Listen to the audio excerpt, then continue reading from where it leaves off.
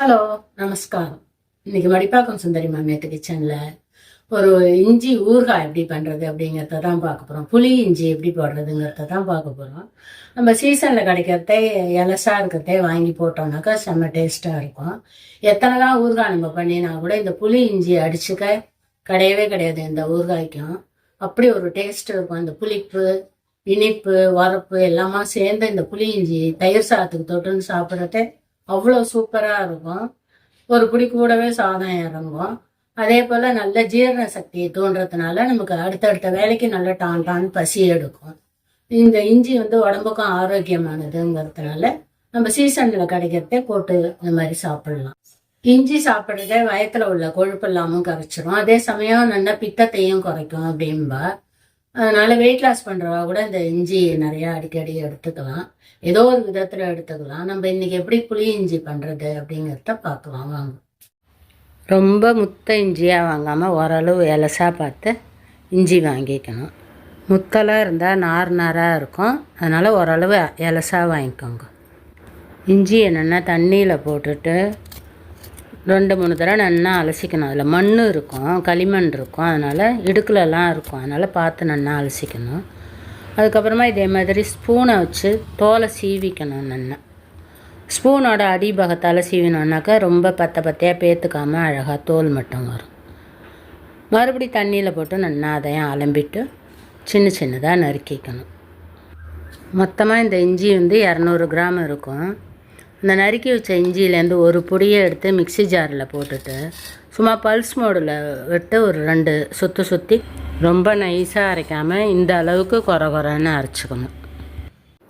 இப்போ ஒரு பாத்திரத்தை எடுத்துகிட்டு ஒரு எலுமிச்சங்காய் அளவுக்கு புளி, பெரிய சைஸ் எலுமிச்சங்காய் அளவுக்கு புளியை எடுத்து நல்லா பிச்சு போட்டுட்டு அதில் இந்த புளியில் அவ்வளோவா மண் எதுவும் இருக்காது. அதனால் நான் அப்படியே போட்டுட்டேன். போட்டு நல்லா கொதிக்கிற வெந்நீர் எடுத்து அதில் விட்டு ஊற வச்சுக்கணும். ஃபஸ்ட்டு ஒரு 10-15 நிமிஷம் ஊறித்தினா நல்லா வெந்தா மாதிரி ஆகிடும் அந்த வெந்நீரில். அது அப்புறமா கொஞ்சம் கெட்டியாக கரைச்சி விட்டுக்கலாம். ஃபஸ்ட்டு கொஞ்சமாக அந்த தண்ணியிலே கரைச்சி விட்டுட்டு அதுக்கப்புறம் இன்னும் கொஞ்சம் ஒரு 1/2 டம்ளர் தண்ணியை விட்டு மறுபடியும் கரைச்சி விட்டோம்னாக்கா எல்லா புளியில் உள்ள சத்து எல்லாம் வெளியில் இறங்கிடும். ரொம்ப நீர்க்க கரைக்காமல் கொஞ்சம் கெட்டியாகவே கரைச்சிக்கோங்க. கொஞ்சம் கொஞ்சமாக தண்ணியை விட்டு.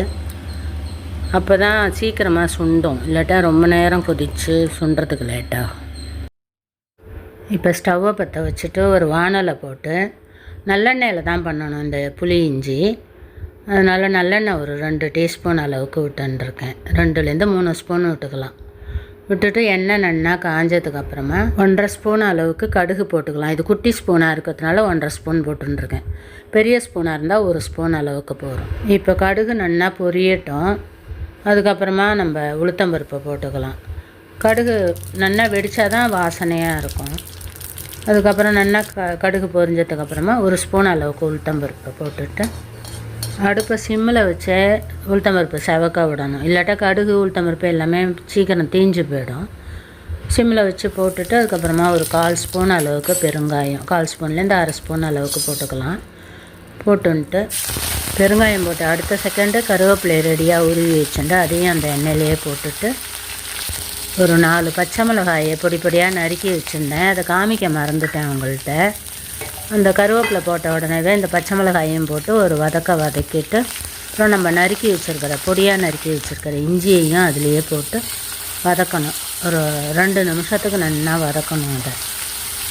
அதோடு நம்ம மிக்சி ஜாரில் போட்டு ஒரு பல்ஸ் மோடில் போட்டு வச்சுருந்த இஞ்சி துருவலையும் அந்த இஞ்சியோடையே போட்டுடலாம். போட்டுட்டு எல்லாத்தையும் சேர்த்து நல்லா ஒரு 2 நிமிஷத்துக்கு வதக்கிக்கணும்.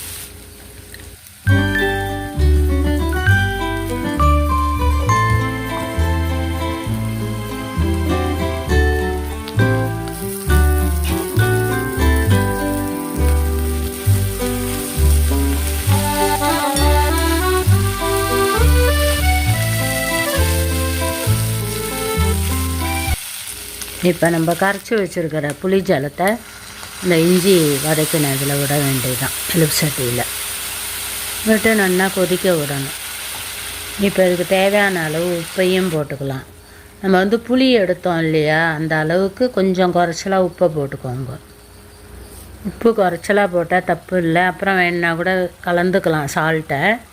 அதனால் பார்த்து திட்டமாக போட்டுக்கோங்க உப்பை. முதல்ல கொஞ்சமாக போட்டுன்ட்டு வேணும்னா அப்புறமா வாயில் போட்டு பார்த்துட்டு கூட உப்பு கலந்துக்கலாம்.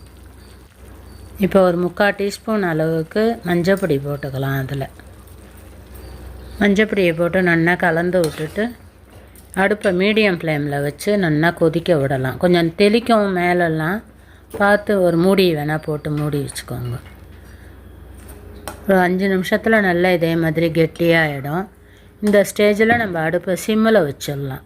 சிம்மில் வைக்கிறதே அது நிதானமாக கொதித்து சைடில் எண்ணெயெல்லாம் பிரிஞ்சு வந்துடும். அப்போ ஒரு பெரிய நெல்லிக்காய் சைஸுக்கு வெல்லத்தை எடுத்து நல்லா நசுக்கிட்டு அதில் போட்டுக்கலாம்.